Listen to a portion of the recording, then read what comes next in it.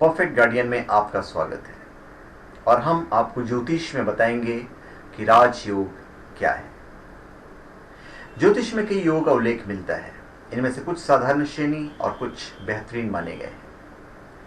आज इनमें से कुछ योगों पर हम चर्चा करेंगे।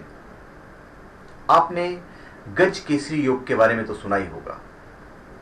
देवगुरु बृहस्पति और चंद्रमा यदि कुंडली में कहीं भी एक साथ विराजमान हो तो इस योग का सृजन माना गया है। यह योग अपने आप में जातक की चरित्र की गारंटी होता है। ऐसा योग रखने वाला मनुष्य चालबाज, फरेबी नहीं हो सकता। पाप कर्मों द्वारा धन कमाने वाला, किसी का हक मारने वाला न होकर धार्मिक प्रवृत्ति का होता है। ऐसे जातक भावुक होकर सदैव दूसरों द्वारा भावनात्मक रूप से ठगा जाता है, किंतु अपने फलित होने की अवस्था में इस योग के फलस्वरूप जातक लक्ष्मी एवं ऐश्वर्य का प्रबल सुख भोगता है। मकान, वाहन, जमीन और सम्मान उसे प्राप्त होता है। इस योग में आवश्यक है कि गुरु और चंद्रमा दोनों कारक हों, वह किसी पाप प्रभाव में ना हो। वृश्चिक व मीन लगन में यदि वे योग केंद्र त्रिकोण में बनता है तो अत्यधिक प्रभावशाली माना जाता है। 5 योगों का एक समूह पंच महापुरुष योगों के नाम से बड़ा प्रसिद्ध है। रुचक, भद्र, हंस, मालव्य, शश। केंद्र में कहीं भी क्रमशः मंगल, बुध, गुरु, शुक्र और शनि के अपने उच्च व सम राशि में होने से इन योगों का सृजन होता है। भूमिपुत्र मंगल द्वारा बनने वाला रुचक योग कर्क व सिंह लगन में अधिक प्रभावी होता है।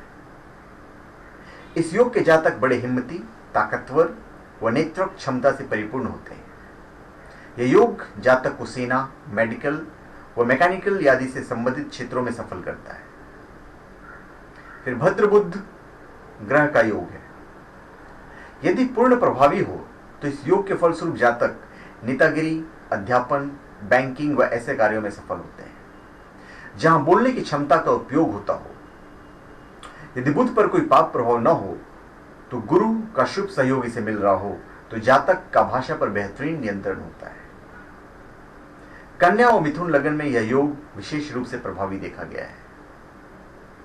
फिर हंस योग की देवगुरु बृहस्पति के द्वारा उत्पत्ति मानी गई है। यदि गुरु कारक हो वह अशुभ प्रभाव में न हो तो योग पूर्ण फलित होता है।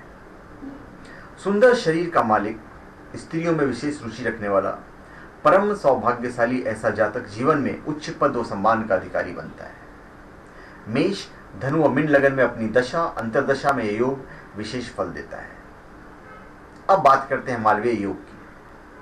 दैत्याचार्य शुक्र द्वारा फलित होने वाला यह योग कन्या, मकर व कुंभ लगन में विशेष रूप से प्रभावकारी होता है।